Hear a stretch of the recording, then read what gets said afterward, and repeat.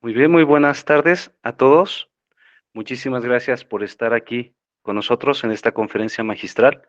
Agradezco la participación de todos los participantes de esta conferencia que se titula Exbatún, Sitio Arqueológico Maya y Proyecto Cooperativo, presentada aquí en el posgrado en Arqueología, aquí en la Escuela Nacional de Antropología e Historia, en esta conferencia virtual. Agradezco muchísimo a todos nuestros participantes, a la doctora Carmen Varela Torrecilla, de la Universidad de Cantabria. Muchísimas gracias, doctora, por estar aquí con nosotros.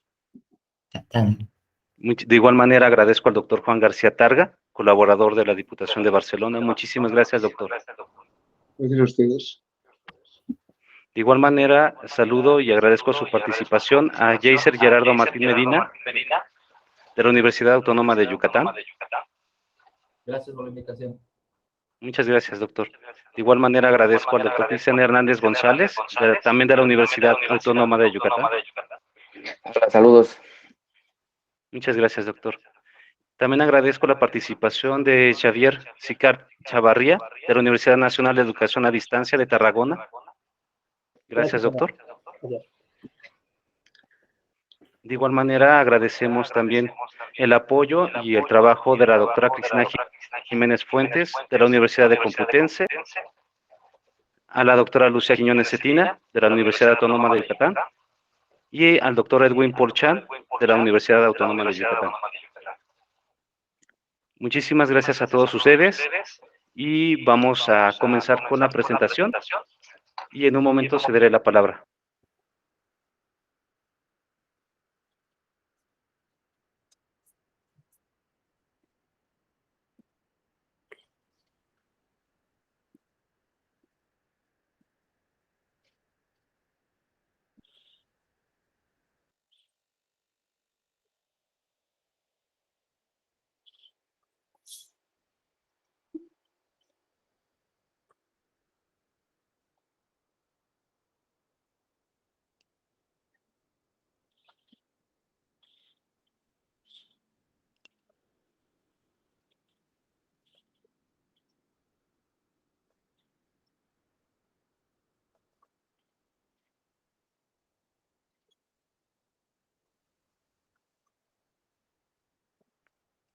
Un momento, disculpen, tenemos aquí unos problemas técnicos.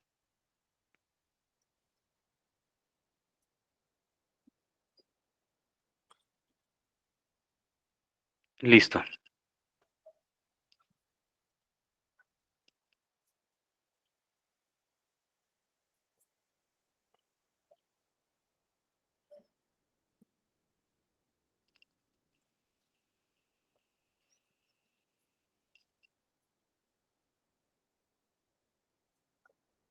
Muy bien.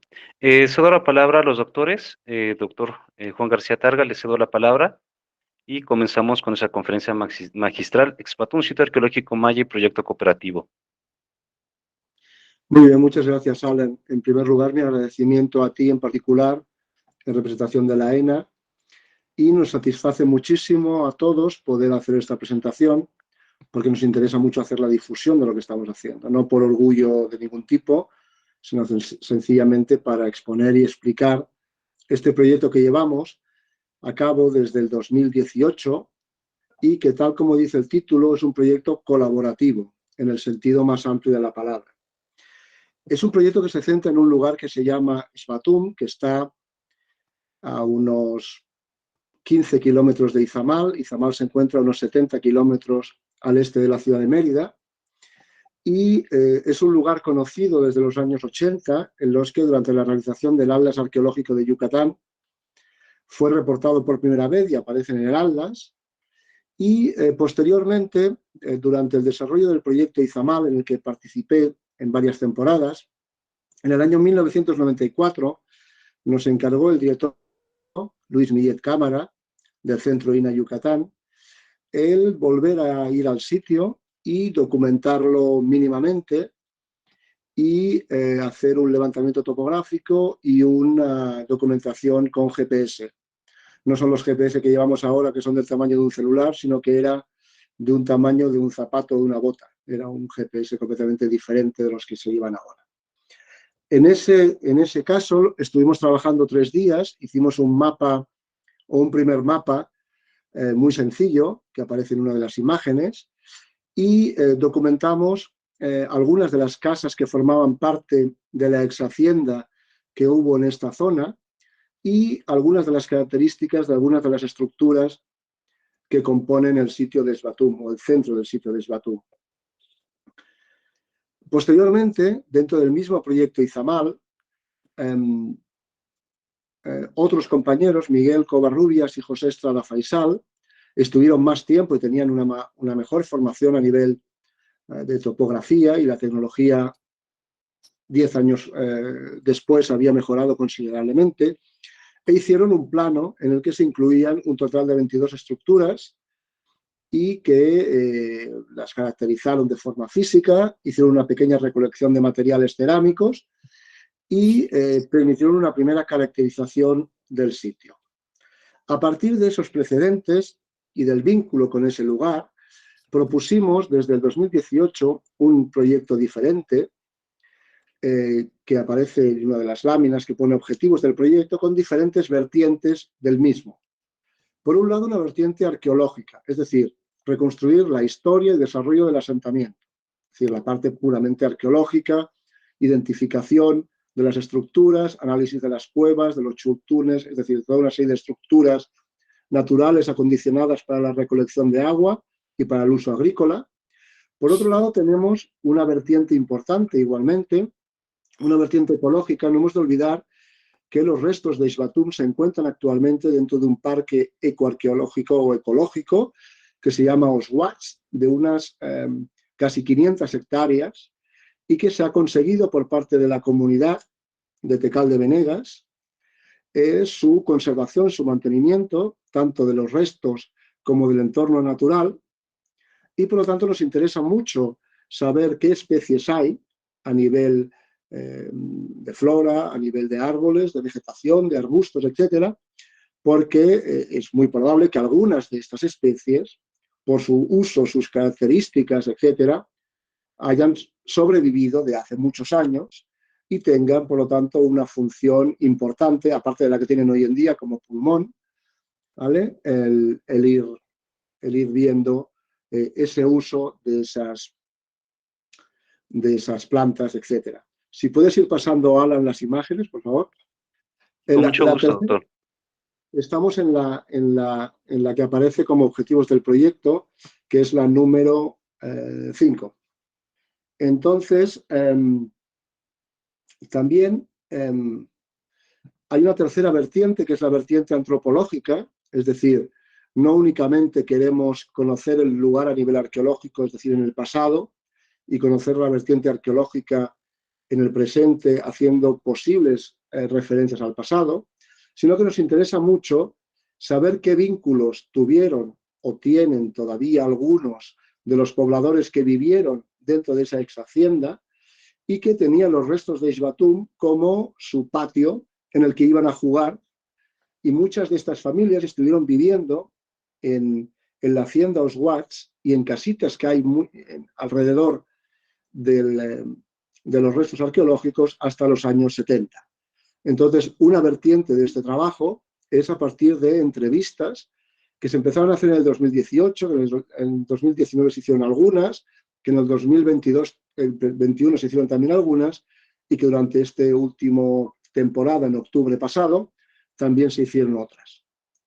Todo este proyecto funciona a base de patrocinio privado, es decir, funciona a base de personas que en España se ha ido a hablar con ellas, se les ha convencido que hay una vertiente social importante de este proyecto, de participación, de colaboración con unas comunidades locales con un alto grado de precariedad económica, y que por lo tanto el hecho de participar en estos proyectos a nivel arqueológico, ecológico, etcétera, puede redundar en su beneficio, y por tanto estas empresas con las que hemos trabajado en arqueología aquí en España, pues bueno, nos han apoyado. Nos han apoyado dándonos dinero, dándonos algunos aspectos de infraestructura, y empezó la empresa Sunway, de aquí de Sitges, donde yo vivo, cerca de Barcelona, y este año hemos contado con un apoyo de la Fundación Catalunya América, más importante económicamente, y también hemos tenido otras aportaciones a lo largo de estos años de gente que no quiere aparecer, pero que nos han ayudado igualmente a poder tirar hacia adelante este proyecto. Como es colaborativo, la condición básica, y así yo se lo fui diciendo tanto a Heiser como a Cristian como a otros colaboradores, es que los únicos que cobran por su trabajo durante las campañas de excavación, hasta el momento, hasta que no tengamos unos recursos mayores, son los trabajadores de Tecal de Venegas. Entonces, los demás, en función de su disponibilidad en cada momento en el que se haga la campaña, vienen y el proyecto les cubre el alojamiento, la manutención, etcétera. Pero sin ningún tipo de remuneración, empezando que ni Carmen, ni Xavi, ni yo, que venimos de más lejos, buscamos las maneras de llegar hasta allí, los boletos de avión los buscamos por nuestra cuenta, y luego las personas que residen allí buscamos la manera de cubrir esos gastos que suponen el desplazamiento desde Mérida, los gastos de fungibles, etcétera, etcétera, etcétera. Teniendo en cuenta esos aspectos, el año 2018 empezamos, el primer trabajo es la imagen número 6, lo empezamos con Cristian únicamente y con unos pocos trabajadores de Tecal de Venegas, y lo que hicimos fue, después de muchos años de no trabajar en el sitio, volvimos a hacer como un diagnóstico del lugar. Se tomaron toda una serie de puntos que aparecen en la lámina número 6, en el que aparecen algunos desbroces, algunas limpiezas de algunas de las estructuras, algunos puntos con GPS para reubicar las estructuras y poco más, porque realmente se estuvieron 2 días haciendo este tipo de trabajo. En la lámina número 7 vemos que son algunas de las entrevistas que se hicieron inicialmente, y las personas que aparecen, el que aparece en la parte inferior izquierda es el que era el presidente Gidal en ese momento, y luego una de las personas que estuvo viviendo en la hacienda Oswatch. Para acabar esta primera parte mía, la imagen número 8 aparece una de las fichas o modelos de catalogación de las plantas, tal como lo estamos llevando a cabo. Se toman unos apuntes in situ y luego se pasan a unas fichas obviamente más completas, igual que también se va a hacer con las entrevistas que se han hecho este año, implementando unas aplicaciones de Google de antropología, de encuestas, para luego poder procesar con una mayor facilidad la información que se desprende de esas entrevistas. Heiser, cuando quieras. Bien, Un momento, disculpen la interrupción, un momento porque el PowerPoint está un poco, se está parando, un momentito. Les pido por favor a cada uno de los ponentes, si me puede decir que cambie la diapositiva. Lamento mucho, doctor, que no haya pasado las diapositivas mientras usted estaba dando el discurso, pero estaba esperando su orden para ir cambiando la diapositiva. Así que cuando terminen, me pueden dar la indicación para pasar a la siguiente diapositiva, por favor. Vale, disculpa, Alan. No hay ningún problema, doctor, al contrario. Damos paso a la participación del doctor Heiser y el doctor Cristian. Adelante, doctores. Sí. Muchísimas gracias. Perfecto, gracias. Si podríamos pasar a la siguiente diapositiva, por favor. Alan, si eres tan amable. Sí. Gracias. Bueno, partiendo de lo que explicaba el doctor Juan, bueno, cabe mencionar que desde el 2018 se presenta un proyecto al Consejo de Arqueología, el cual fue evaluado de manera positiva, y desde 2018 hasta las temporadas últimas, 2021, los proyectos han sido aprobados bajo toda la normativa vigente.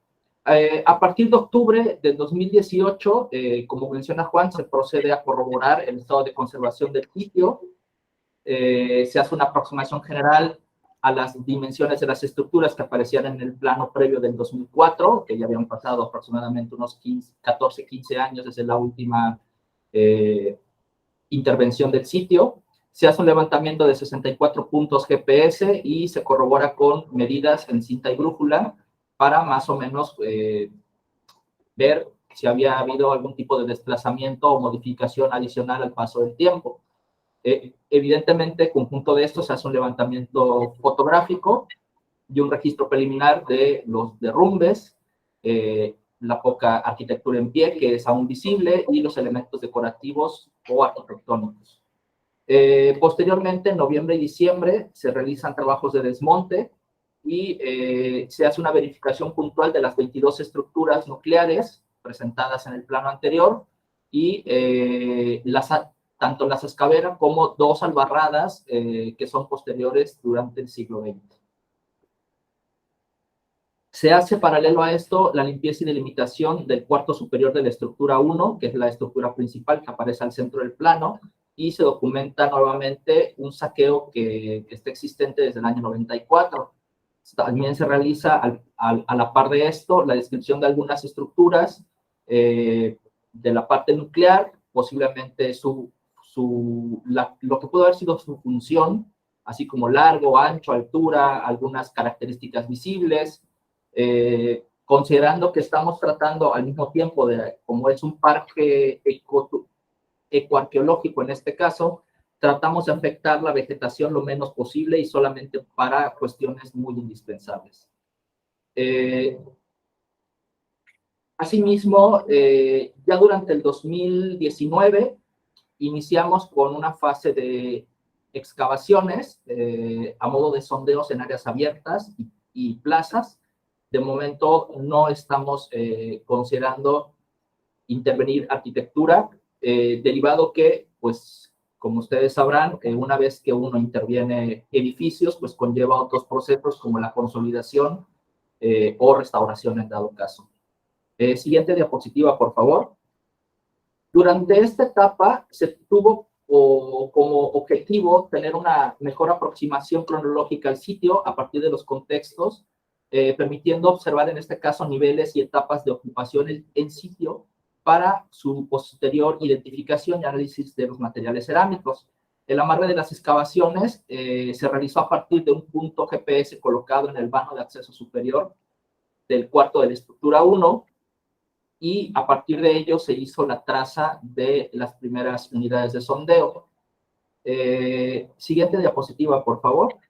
Para un control más específico, y debido a que en el caso de Yucatán hay poca estratigrafía, se decidió utilizar una secuencia de registro a base de niveles métricos, registrando cambios a cada 20 centímetros.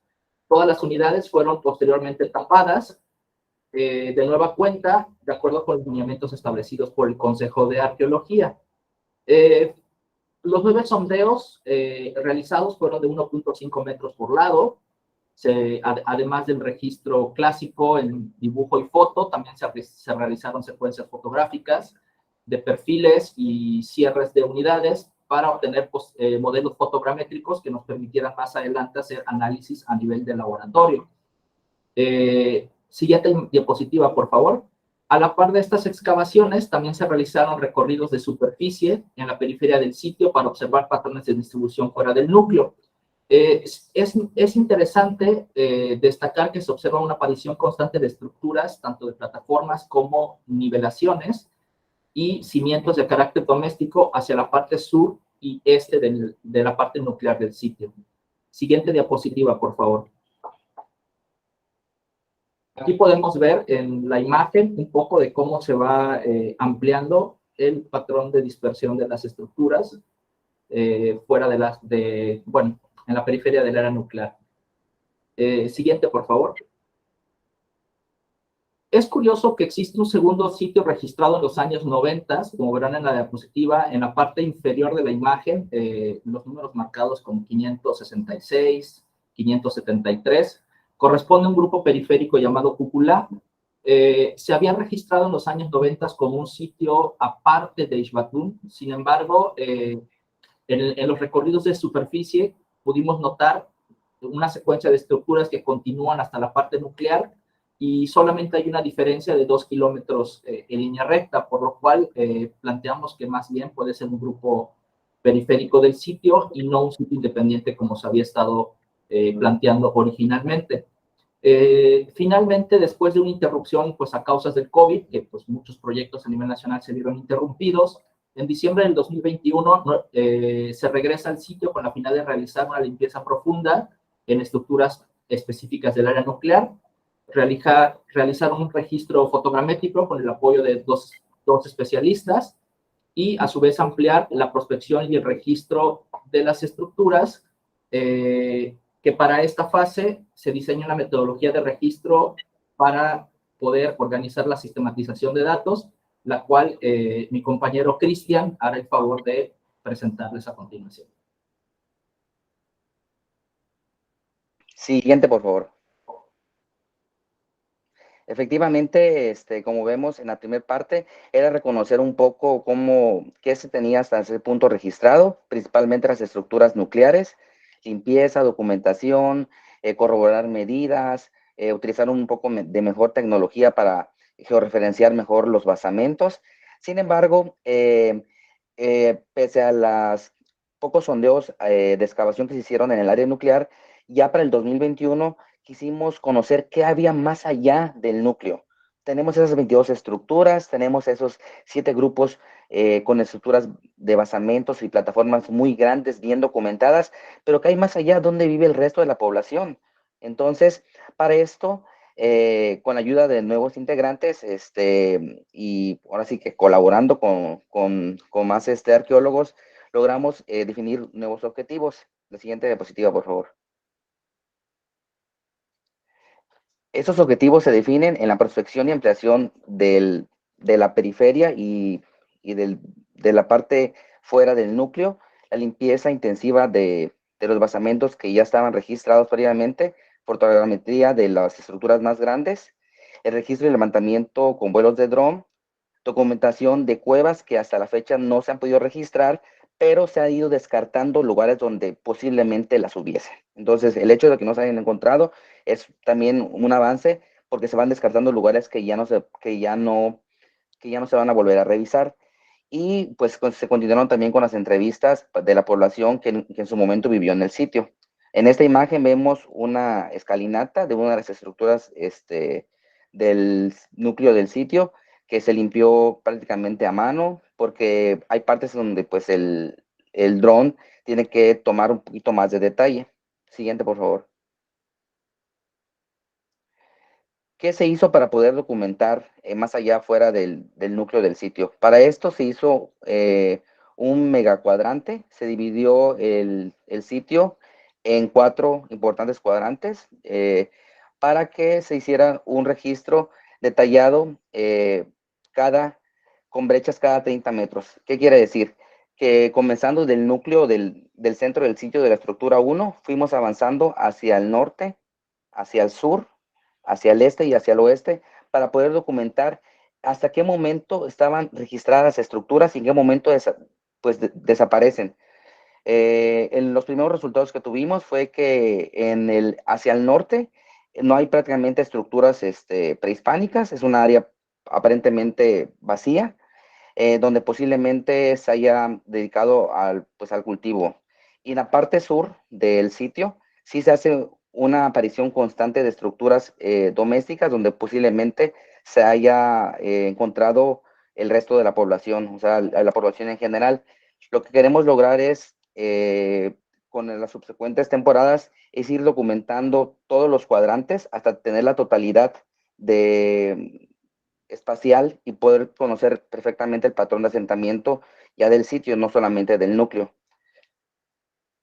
El siguiente, por favor. Acá vemos uno de los puntos que se han tomado, donde se puede ir observando el registro de dichos nuevos estructuras que principalmente son domésticas. Siguiente, por favor. Y contamos con un hallazgo bastante importante. En uno de los cuadrantes se registró una estructura de dimensiones importantes, a la cual se le asignó un número, el número 42, y que estaba en conjunto con otras estructuras aledañas. Este hallazgo es importante ya que hasta el momento solamente se habían registrado 7 grupos nucleares, y con este pues se agrega un grupo más dentro del centro del sitio. Siguiente, por favor. Aunado a este nuevo hallazgo de ese nuevo grupo arquitectónico importante, hacia uno de los cuadrantes también del sitio, hacia fuera del núcleo, se encontraron una serie de basamentos, principalmente habitacionales, donde se encontraron manos de metates, piedras talladas, y todo esto se ha ido registrando por medio de croquis, puntos GPS, para ir complementando el plano conforme vayan avanzando las temporadas. Siguiente, por favor. La limpieza de las estructuras se hacen para así poder determinar cada rasgo arquitectónico de dichas estructuras documentadas. Siguiente. Dentro del equipo de trabajo de esa temporada 2002, continuamos haciendo ese registro de las estructuras. Cabe recordar que cada cuadrante pues tiene brechas de 1 kilómetro, por lo cual al ser tan escasos los días que tenemos durante las temporadas de campo, pues podemos avanzar de acuerdo a la cantidad de estructuras que se vayan a ir documentando en la brecha, pues 1 o 2 brechas por temporada, lo que quiere decir que muy probablemente se sigan documentando estructuras conforme pasen las temporadas de campo. Siguiente, por favor. Este es un detalle de la limpieza que se hace en las estructuras documentadas. Se pueden observar metates, de nada cuenta aparece el croquis que se está ahorita documentando. En el año 2022, justamente nos enfocamos en ese nuevo grupo que se documentó. Se hizo la limpieza exhaustiva de la estructura para que con el vuelo de dron se pudiera hacer el registro a detalle. Siguiente, por favor. Esta es la estructura que se documentó recientemente y otras que también tienen características arquitectónicas bastante peculiares. Siguiente, por favor. Los croquis que se hacen sobre la marcha son hechos en el campo. Sin embargo, ya con el registro del vuelo de dron ya se pueden tomar un poco más de detalle. Siguiente, por favor. Las características de las estructuras son desde montículos Chich, que son pequeñas estructuras circulares que no miden más de 3 metros, que están conformadas por pequeñas piedras de hasta 15 o 20 centímetros de largo, pero que no están delimitadas por ningún tipo de cimiento. El siguiente, por favor. Encontramos también cimientos simples, son aquellas que tienen pues plantas circulares o rectangulares que posiblemente contaron con paredes y techumbre de material perecedero, pero no tienen ningún núcleo hacia el centro. Siguiente, por favor. Los cimientos con núcleo son aquellos que también posiblemente contaron con paredes y techado de material perecedero, cuentan con pequeños accesos y un nucleado de piedra irregular. Siguiente. También se documentaron más plataformas habitacionales que en la parte superior cuentan con 1 o 2 o hasta 3 cuartos para uso doméstico estrictamente. Siguiente. Y de nueva cuenta, pues el registro detallado de las estructuras pues principales, de los basamentos que están dentro del núcleo. Siguiente, por favor.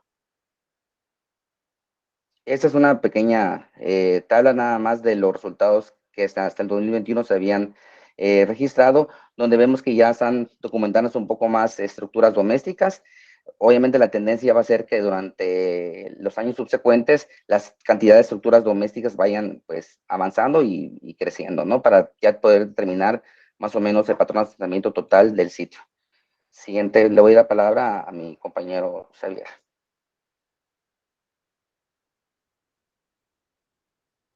Bueno, me toca a mí, sí. que trabajo en cerámica. Bueno, como sabéis, dadas sus características, la abundancia, la resistencia al paso del tiempo, etcétera, las cerámicas arqueológicas constituyen una fuente de información notable, tanto para reconstruir la cronología de un sistema cultural como para estudiar modelos de organización socioeconómica, el comercio, las actividades domésticas y religiosas, los préstamos culturales. La producción alfarera implica múltiples procedimientos técnicos cuyo reconocimiento se hace mucho más complejo con las alteraciones que la cerámica sufre con el paso del tiempo o también por el deterioro postdeposicional. Desde el momento en el que se abandonan hasta que el arqueólogo las pone al descubierto, los fragmentos cerámicos, los llamados tepalcates, han reunido tal cantidad de información que se hace necesario un análisis sistemático mediante el que se resuelvan los problemas específicos planteados para la entidad cultural en estudio. Por otro lado, también se debe tener en cuenta que si el arqueólogo como investigador social aspira a comprender el desarrollo y la dinámica de las sociedades desaparecidas a partir de los restos materiales, pues se impone como prioritaria la ubicación en el tiempo de las diversas etapas culturales por las que la sociedad en estudio pasó a través de su historia. Desde este punto de vista, uno de los objetivos principales del proyecto Esbatún radica efectivamente en el establecimiento de una cronología o periodificación cultural a través de los materiales cerámicos. El sistema de análisis utilizado por el proyecto es el tipo variedad que fue establecido por Smith, Willey y Gifford en 1960. La aplicación de este sistema pues, hace posible el establecimiento de unidades analíticas que posteriormente pueden ser comparadas a través del área cultural maya, permitiendo el establecimiento de secuencias cronológicas relativas. El análisis se apoya en atributos observables a simple vista y que se van organizando en categorías taxonómicas en orden descendente, es decir, desde la vajilla, que sería el grupo más amplio, el grupo, el tipo y, por último, la variedad. Dichas categorías, evidentemente, se configuran teniendo en cuenta lo que llamamos atributos modales, es decir, el acabado de superficie, el tipo de pasta, el tipo de engobe, el desgrasante, la decoración y la forma. A ver, dadas las restricciones de tiempo y espacio, el análisis cerámico que presentamos a continuación es preliminar y, evidentemente, probablemente se vea modificado cuando abordemos el estudio general del total de materiales extraídos por el proyecto. El material analizado procede tanto del recorrido de superficie como también del recorrido de superficie del centro nuclear del sitio y de varios sondeos, 10 en total, realizados en la estructura 1. Alan, por favor. La estructura 2. Alan, por favor. La 2A. Eso es. La 5. La 19. La 20 y la 23.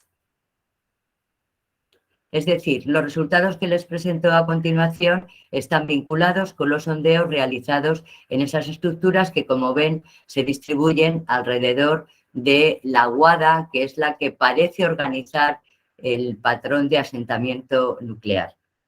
La siguiente, por favor. Cabe decir que la cronología, hemos ampliado la cronología, con estos sondeos conseguimos ampliar la cronología del sitio porque digamos que la prospección realizada previamente por el proyecto Izamal en el 2006, como ven en el cuadro a la derecha de la diapositiva, pues encontraron fragmentos del periodo protoclásico, del clásico temprano, del clásico tardío terminal, del posclásico temprano y del posclásico final.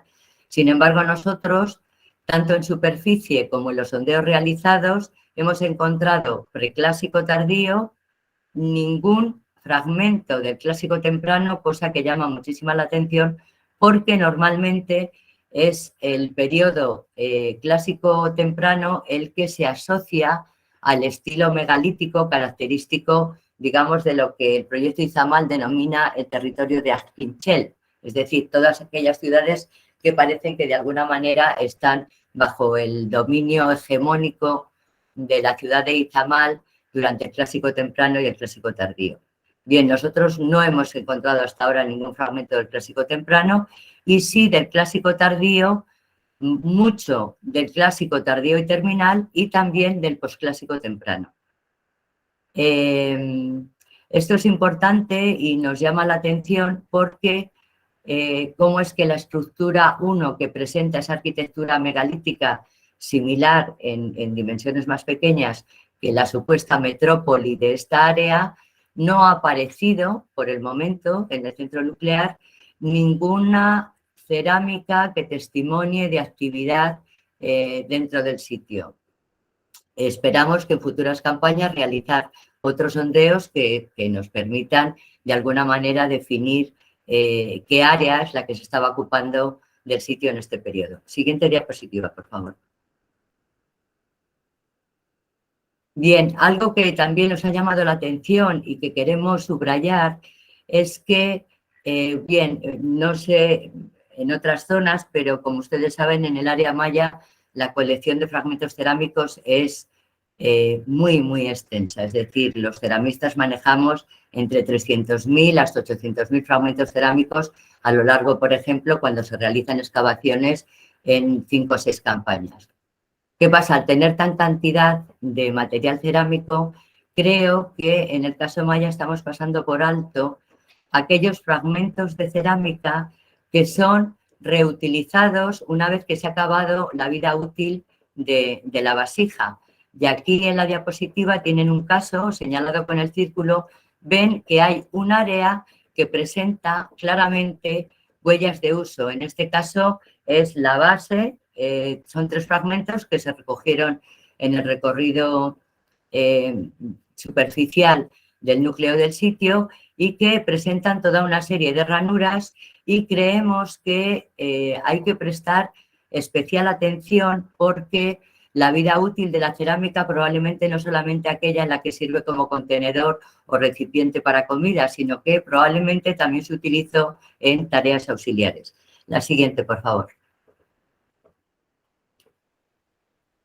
Bien, me gustaría finalizar diciendo que, bueno, en general el estado de conservación y fragmentación de la cerámica en los sondeos es muy similar, aunque hemos detectado en el caso de la plaza central del sitio diferencias entre ambos lados de la plaza, todavía no podemos explicar el porqué, y tanto por la erosión, como ven ustedes en pantalla, como por el rodamiento,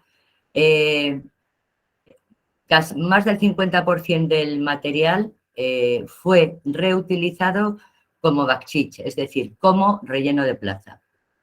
Desde el punto de vista de la composición formal, pues señalar que en la mayoría de los sondeos y en el recorrido de superficie llama mucho la atención la poca existencia, o sea, los pocos hallazgos que hay de cerámica doméstica y, sobre todo, en la escasez también de vajillas, ¿no? Digamos que se consideran funcionalmente pues para servir ofrendas, para comer, los llamados platos, cuencos, etcétera. Y sí la presencia de muchas formas grandes vinculadas con el agua, como son las ollas y las grandes cazuelas, que en el área maya se denominan kum, que pueden tener también la boca estrecha y que sirven para el almacenamiento de agua.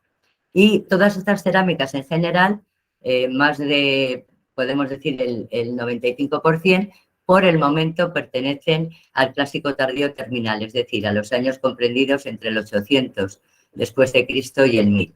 Siguiente diapositiva, por favor. Bien, aquí pueden ver una de las escasas zonas del centro, que es la estructura 23, que presentó un conjunto cerámico muy particular que caracteriza al clásico tardío en el área maya y que son estos cajetes que ya documentó Breiner en el 58 en diversos sitios del centro y oeste de Yucatán y occidente de Yucatán, y que presentan esas características patitas losa que ven en el dibujo, esa decoración ungulada en la base y una decoración en el centro negativa en color rojo o negro, que está formada por espirales o por lo que suponemos que es el rostro del dios Chat, que como ustedes saben también está vinculado con el agua. La siguiente, por favor.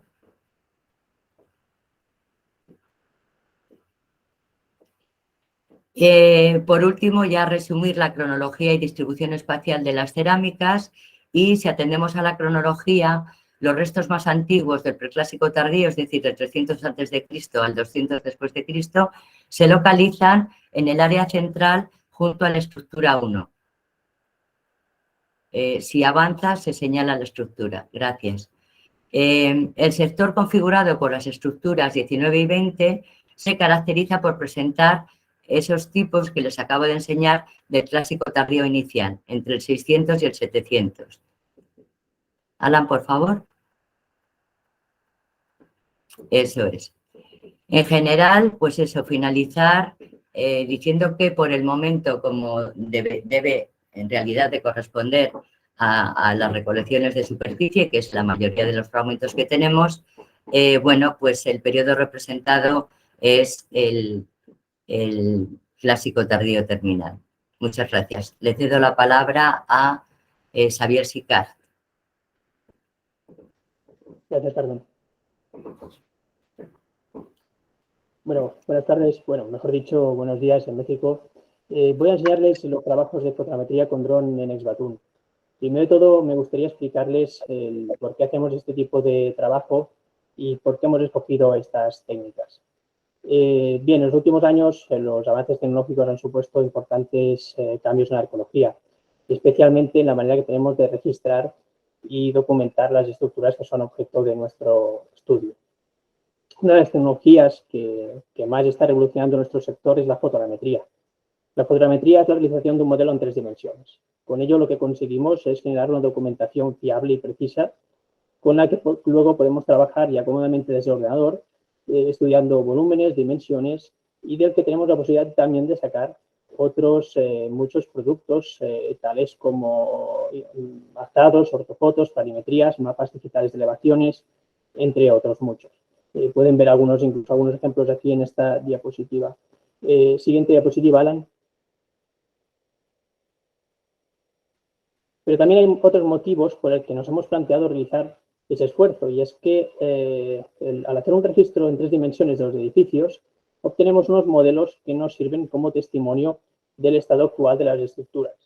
Los edificios que tenemos en Exbatún están inmersos en un continuo estado de degradación y deterioro, ya sea por las acciones antrópicas, subir la gente a las estructuras, las acciones del ganado, que también sube involuntariamente, pues desplaza las piedras, las propias de la vegetación, como las raíces de los árboles, que van generando grietas en los edificios, las geológicas, las climatológicas, como podrían ser las lluvias torrenciales.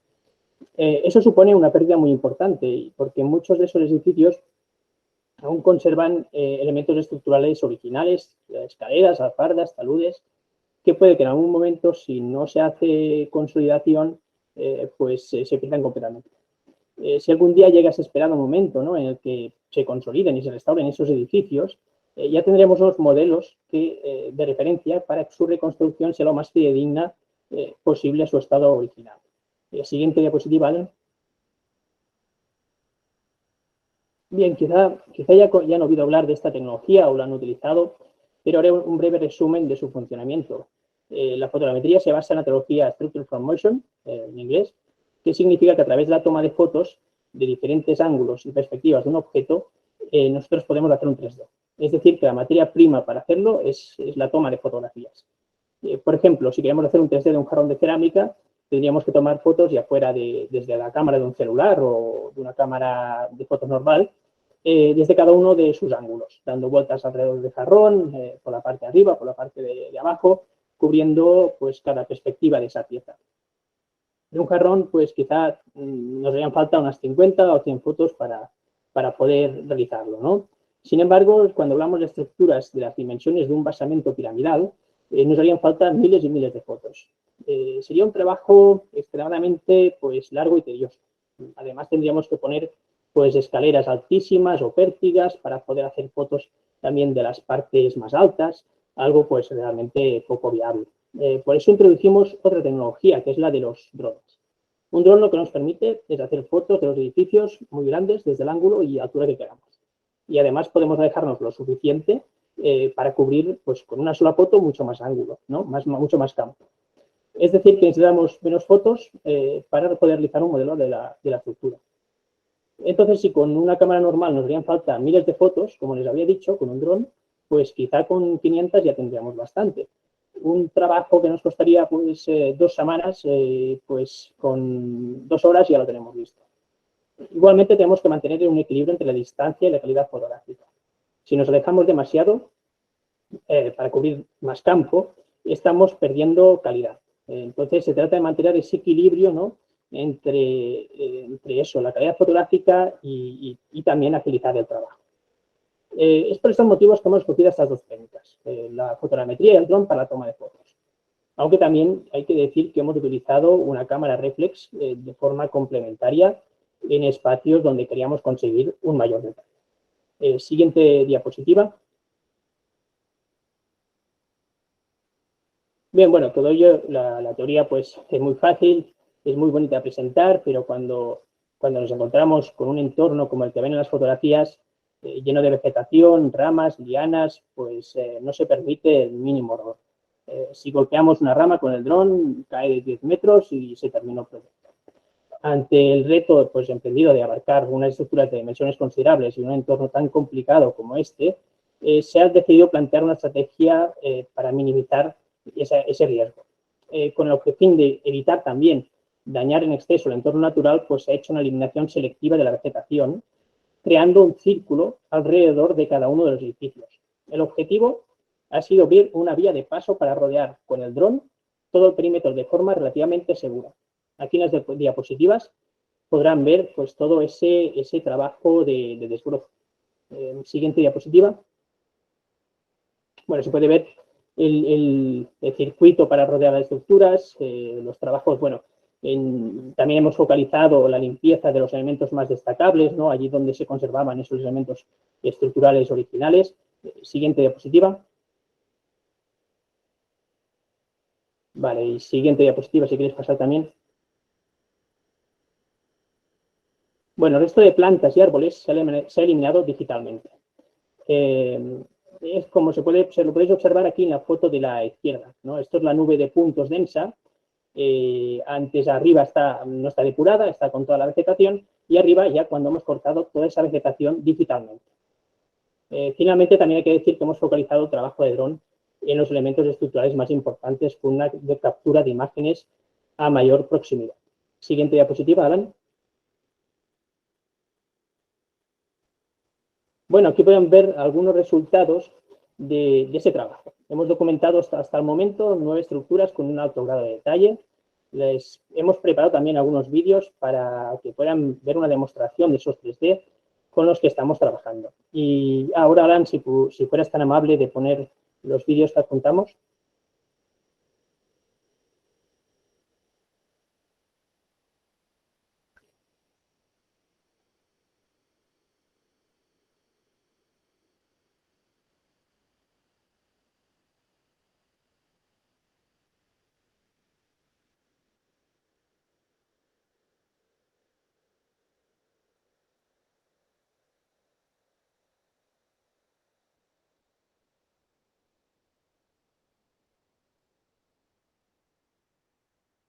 Bueno, aquí va un poco ralentizado, supongo que es un error de la plataforma, pero pueden ver más o menos un ejemplo de lo que estamos trabajando. No se ve en su calidad final, pero bueno, tendrán un ejemplo.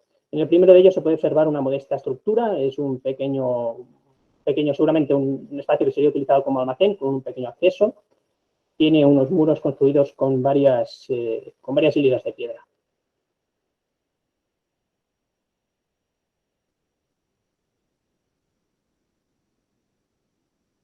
Vale, si quieres poner el segundo vídeo.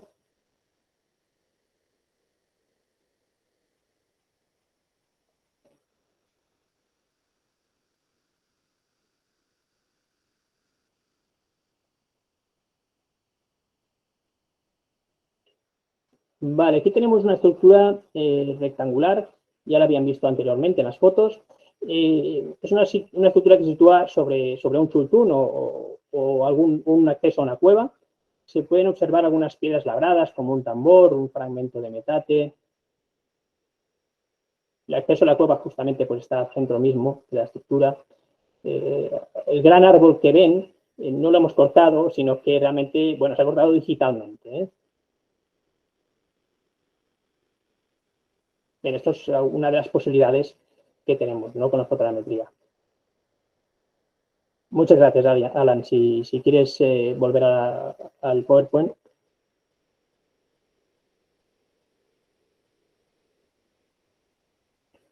Bueno, hay que decir que no solamente hemos trabajado en los grandes edificios de uso ceremonial o administrativo, sino que también hemos querido otorgar una relevancia a aquellos edificios más humildes como el pequeño almacén que acababan de ver, ¿no?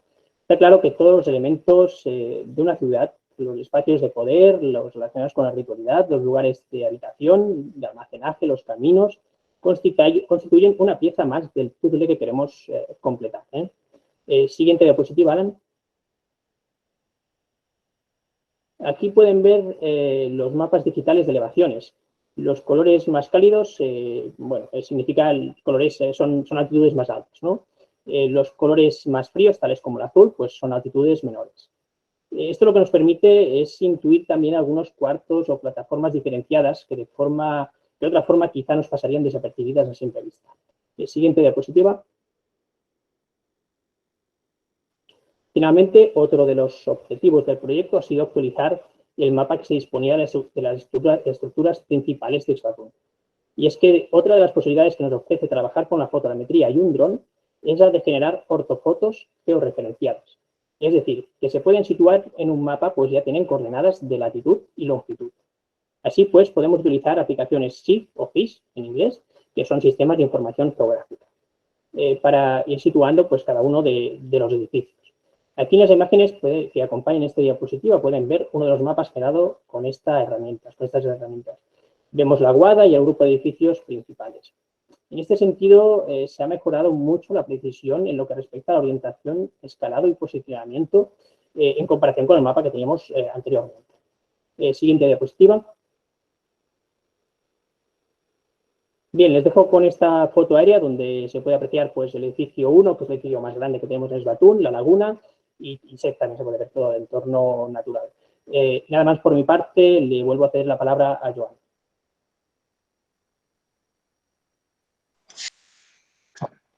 Bueno, yo lo único que quería hacer es acabar esta ponencia en la que hemos participado todos, sencillamente explicando que antes de empezar el proyecto que estamos desarrollando poco a poco, se tenía un conocimiento relativo de Xbatún, se consideraba únicamente como un lugar satélite más de Izamal con arquitectura megalítica. Además, se pensaba que era un sitio de dimensiones más reducidas. Estamos viendo, fruto de los recorridos y que se están efectuando, que el lugar es mucho mayor. A partir de los trabajos del estudio de materiales que está llevando a cabo Carmen, de las recolecciones en superficie y de los pocos materiales de los pozos, en total hay poco más de 600 fragmentos de cerámica. Se están empezando a ver algunos detalles, como el hecho de la práctica mayoría de piezas o de fragmentos de cerámica correspondientes a piezas vinculadas con la recolección de agua, es decir, con aspectos de carácter ritual y no tan doméstico. Es decir, estamos empezando a ver también que la presencia de arquitectura PUC, es decir, de arquitectura situada más al sur de la ciudad de Mérida, en el sentido de Campeche, en el área PUC, con una versión local, está muy presente en muchas de las estructuras que estamos trabajando. Por ejemplo, esta última, la 42, hay una gran cantidad de tambores con cenefa, con cinta.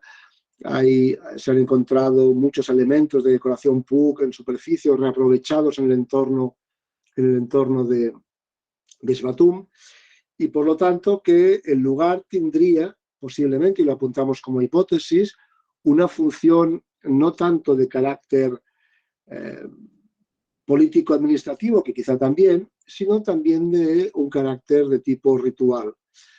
A unos menos de 10 kilómetros de Xbatún se encuentra otro sitio dentro del área de influencia de Izamal, que se llama Tres Vírgenes. Está dentro del municipio también de Tecal de Benegas, pero este lugar de Tres Vírgenes se caracteriza por una arquitectura mucho más masiva que la que hay en Ixbatún, con una presencia de un aparejo megalítico mucho mayor que el que hay en Ixbatún, y por lo tanto podríamos hablar de la existencia de una alternancia quizá de competitividad, de competencia entre ambos centros, que en un futuro esperamos resolver con una mayor información a nivel cerámico, a nivel arquitectónico, a nivel de sondeos, a nivel de otros muchos aspectos vinculados con el proyecto que queremos llevar a cabo. La última imagen que quería enseñarles es, si puedes pasar por favor, Alan, es este collage, si me permiten, en el que aparecen algunas de las muchas actividades de difusión que hemos hecho. Antes de que se me olvide, quería agradecer obviamente mucho a los trabajadores de Ixbatún, de Tecal de Benegas, al Consejo de Arqueología por tener paciencia con nosotros y aceptar los proyectos que hemos ido presentando, las consideraciones. Pero insisto, y vuelvo a lo que hablaba ahora, nos interesa mucho hacer la difusión a diferentes niveles, tanto a nivel académico, como el que estamos haciendo en este momento con ustedes, como a nivel, y eso nos satisface en buena medida, una plática que dimos esta última temporada en una escuela de Tecal de Benegas con niños pequeños y maestros de la escuela para explicarles qué estábamos haciendo este conjunto de españoles que veníamos de lejos, de yucatecos, etcétera, en un sitio perdido en el monte, para que vieran exactamente qué es lo que estamos haciendo. Actividad en la que participan gentes de Tecal de Benegas. Nos interesa también, obviamente, una difusión a nivel de investigación, como aparecen en la línea inferior en la que aparece el 35 Simposio de Investigaciones Arqueológicas de Guatemala, o los investigadores de la cultura maya, los que ya hemos presentado artículos de investigación más sesudos, si me permiten, y luego también artículos, digamos, de un término medio, que serían este que aparece, Ruinas sota la selva, que sería editado en Barcelona, en la que se explica en una revista de historia con mucha difusión qué es lo que estamos haciendo, o en la revista Arqueología Mexicana, el proyecto Ixbatún, que apareció el año pasado. Todo este tipo de trabajo, de difusión, que hay muchos más conferencias, y nos interesa en la medida no por satisfacer nuestro ego, sino por, insisto, por explicar a todos los niveles qué es lo que estamos haciendo, y además nos sirve también para reflexionar sobre el lenguaje que debemos utilizar en cada caso para hacernos lo más comprensibles posible para diversos tipos de público. Bueno, y esto es lo que queríamos más o menos decir o explicar. Quedamos a su disposición a través de Alan, de si quieren hacer cualquier pregunta, aclaración, duda, algo que no se haya entendido, estamos todos a su disposición. Gracias.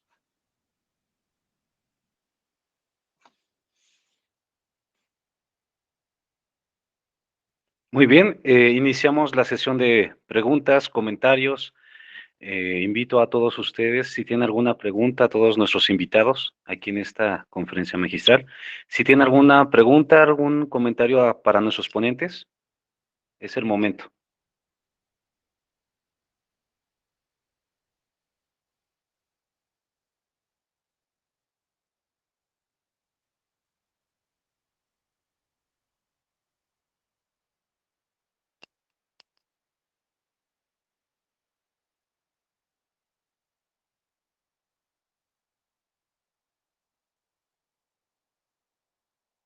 ¿No hay alguna pregunta, algún comentario?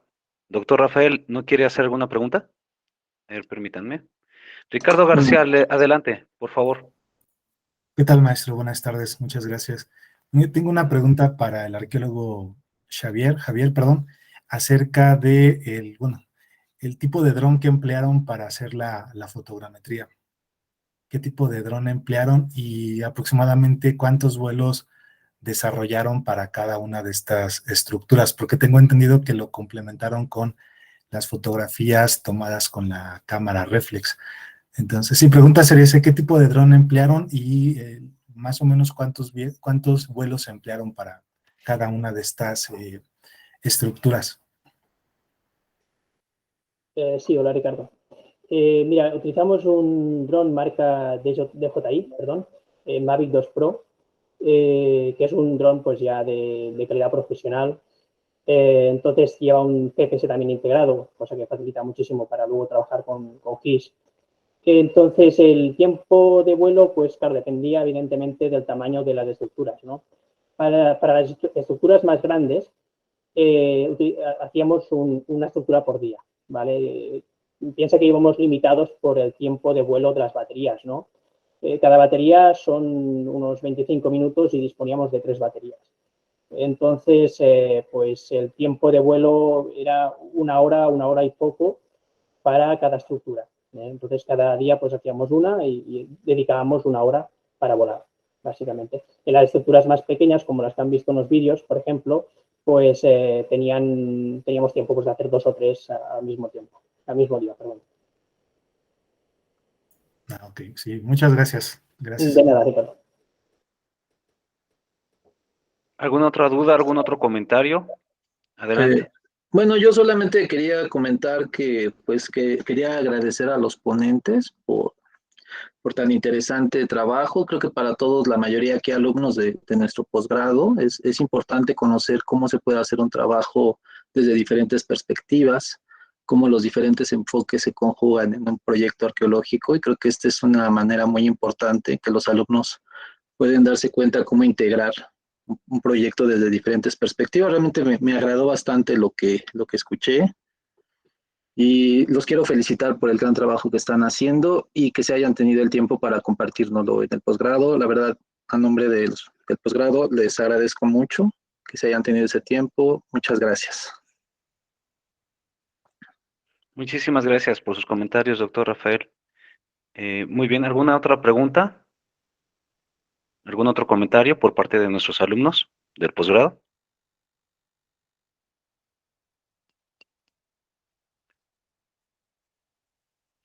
De igual manera aprovecho esta... Adelante, Edgar, por favor. Gracias. Buenas días, tardes. Mi pregunta sería igual para el doctor Javier, porque, bueno, a mí siempre me ha llamado mucho la atención tras crear modelos 3D.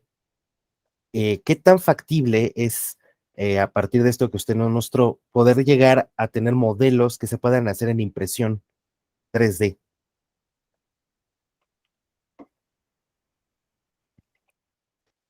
Bien, con las fotogrametrías que podemos llegar a hacer con este dron y con la precisión que podemos alcanzar, tenemos una precisión centimétrica. O sea, realmente podríamos crear modelos muy realistas para la impresión 3D, muy realistas.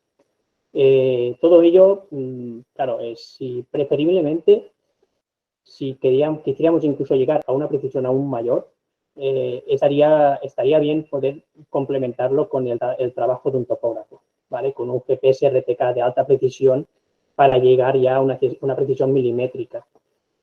Pero bueno, para imprimir modelos de estructuras o de objetos o de lo que sea, realmente podemos valernos con el uso del dron, efectivamente. O sea, es viable. Esta técnica, me supongo que se utilizó, también se puede utilizar para objetos pequeños. Sí, por supuesto. Sí. Lo que pasa es que entonces no utilizaríamos, evidentemente, un dron, sino que utilizaríamos una cámara reflex con un trípode. Entonces, pues bueno, también el trabajo de reconstrucción 3D de objetos pequeños también es largo y también tedioso, aunque parece que sea menos trabajo, realmente también, más que nada, cuando hacemos un modelo, por ejemplo, lo que les había dicho, ¿no? De un jarrón, claro, imagínense, para hacer el 3D de la parte de arriba, fantástico, pero también tenemos que representar la base del objeto. Entonces tenemos que girarlo para poder representar también, fotografiar la parte de abajo de ese jarrón. Entonces, para juntar los dos modelos, ahí está la complicación, ¿no? Tiene que ser unas fotos muy bien hechas, muy bien enfocadas y con una iluminación también muy buena. Eso también tiene su qué también. Perfecto, muchas gracias. A usted, Pedro. Muchas gracias, Edgar. ¿Alguna otra pregunta, algún otro comentario?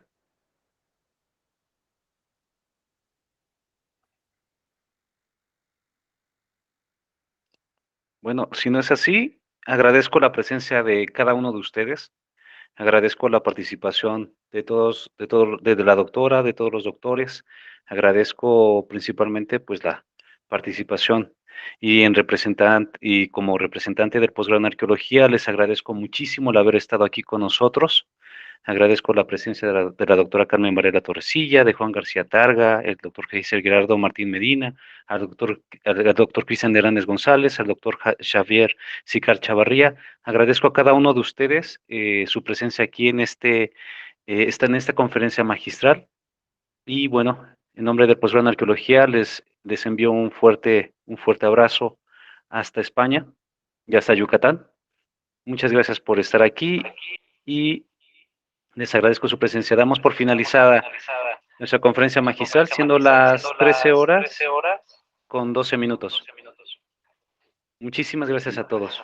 Un fuerte abrazo Gracias. a todos. Gracias a ti, Alan. Gracias. Gracias. Gracias. Gracias. Muchas gracias por la conferencia. De nada. Muchas gracias a ti, Javier. Gracias, doctor. Adiós, buenos días. Adiós, doctor. Hasta luego. Hasta luego.